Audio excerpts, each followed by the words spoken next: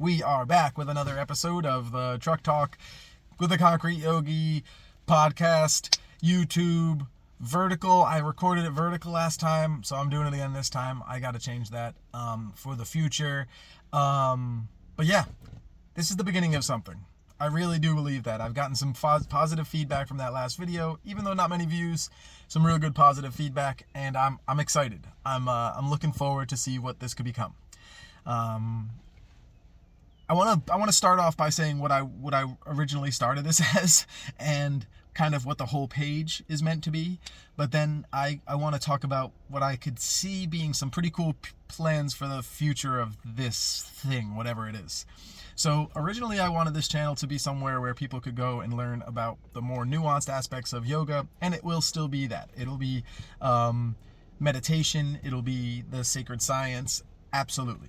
But I kind of feel like it'll be more beneficial if you get a lot more of a peek behind the scenes into the yoga community in the modern era.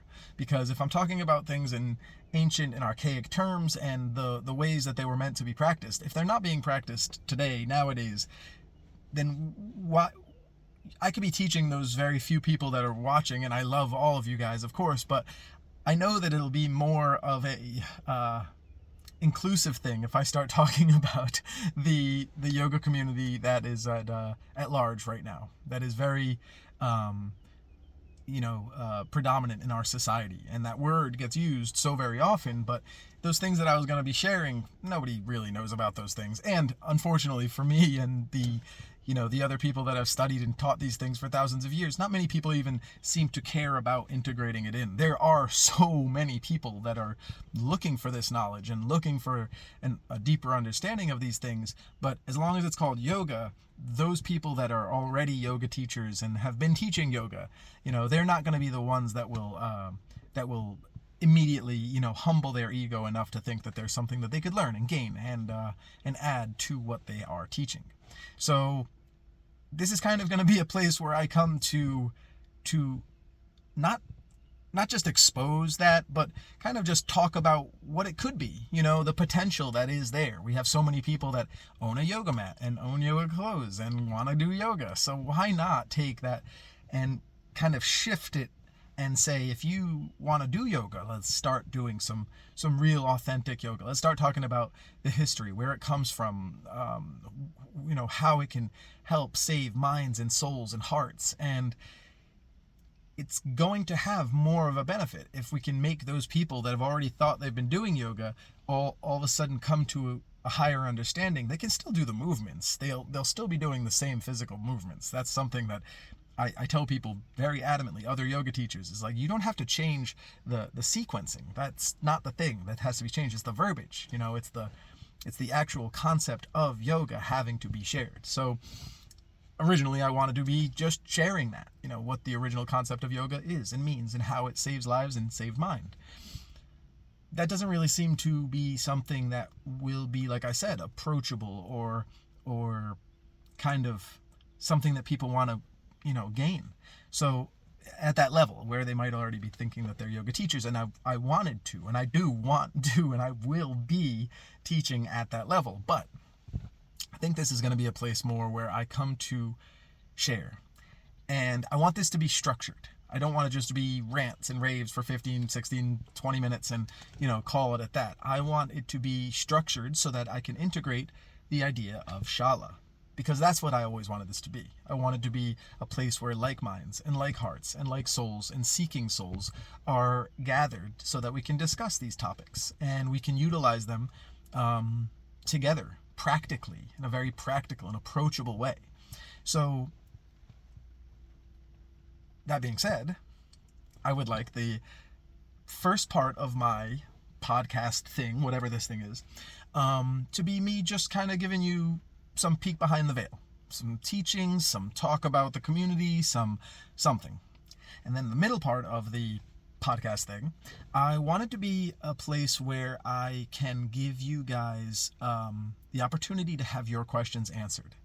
Whether you send them in through email, you can email the school, Purna Yoga Shala, Purna Yoga Shala @gmail.com. You can email your questions there, and I'll answer them on this podcast as best as I can. But if I don't know the answer to your question, I get to go and study and learn something.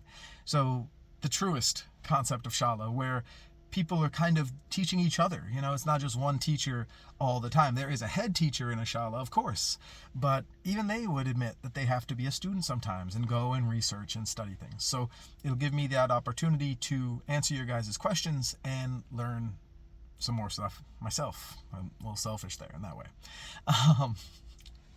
We're all addicted to knowledge. We all want to be addicted to knowledge. That's the main addiction. Then the other thing that I want to do in those is answer or just read through the comments. If you guys have ways that I can improve this, or things you'd like to see done here, maybe little mini workshops or mini kind of tutorials on how to do postures, that kind of stuff. I want it to be more like more organic, where it's requested. It's kind of the later components, the yamas, the niyamas, the depth of pratyahara, the intricacies of dharana, all of these things in the 8 limbs I could share with you, but you could find them on your own. You could seek them on your own.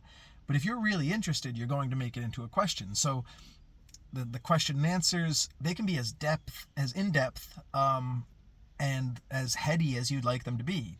That's kind of something that I would appreciate. We can really go in on the Vedic studies, on the science of meditation. And then that last part is just so that I can have some kind of community back and forth and banter and read your comments. I think there's ways to like highlight your comments, stuff like that, and see what ways I can improve, what you'd like to know, where I could grow, all those different things.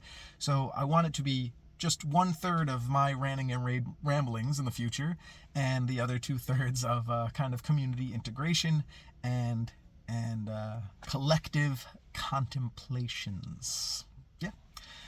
All right, cool. So not so much of a rant today, and I won't always be in the truck. That's one thing. Like today, I was going to sit outside and do it, but then it just started drizzling, and figured I'd just sit in here. The wind picked up, if I want to sit in the truck, I sit in the truck. Okay. If I want to be at the beach, I'll be at the beach.